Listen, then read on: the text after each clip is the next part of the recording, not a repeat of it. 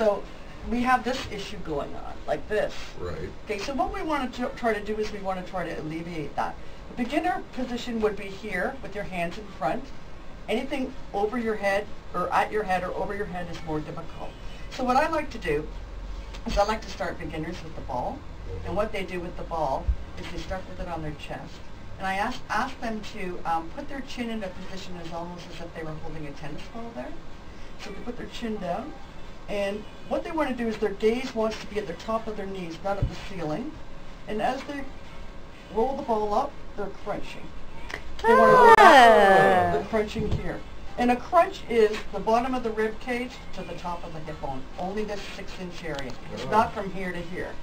So you want to roll up, you want to relax your mouth and your jaw. That's key. Everybody tenses their jaw and clenches their teeth. You don't want to do that.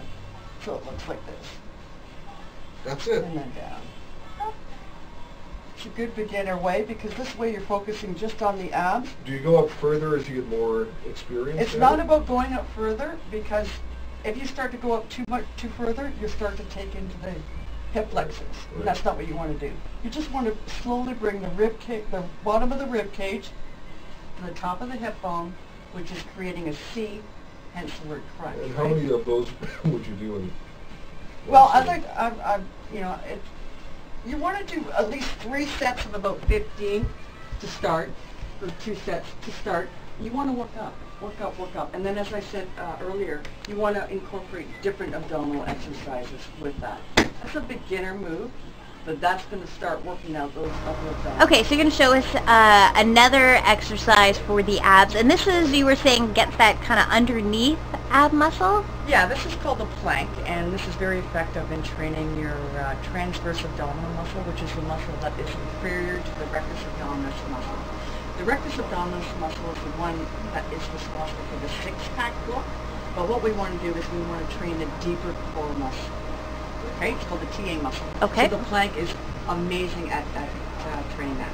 So what we want to do is we want to get down on the floor. The way I like to train it, a lot of people do it different ways, but this is the way I think is most effective. We want to get down on our elbows here. We want our elbows to be underneath our shoulders, okay, so in line with our shoulders. So we don't want them out, we don't want them in, we want them in line. We want to keep our hands nice and relaxed. We don't want any of this gripping thing. Anytime you do a tight grip like that, you're going to bring your blood pressure up. So you want to relax your hands. Okay. All the other muscles in your body should be relaxed. You're just focusing on exactly what you're working. So hands relaxed, elbows underneath shoulders. You're then going to step out, okay, and then you're going to go down into a tabletop position. You're going to keep your head in line with your spine, okay?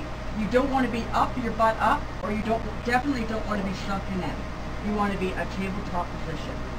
Okay, you want to hold this for as long as you possibly can. Just to modify it, to make it a little bit more difficult, you can do a toe, I'll get out a bit further. You can do a toe point, and then change sides. Okay? Alright. Like that.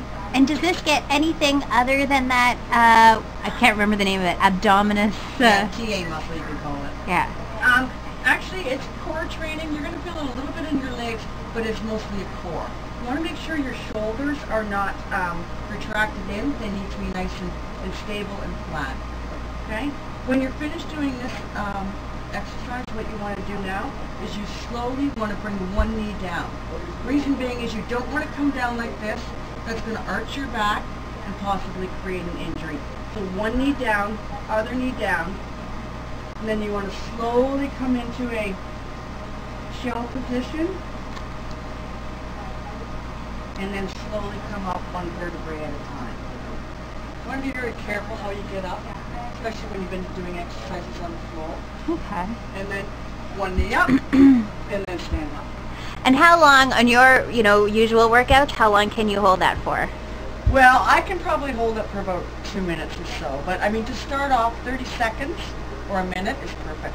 Okay. You just work your way up.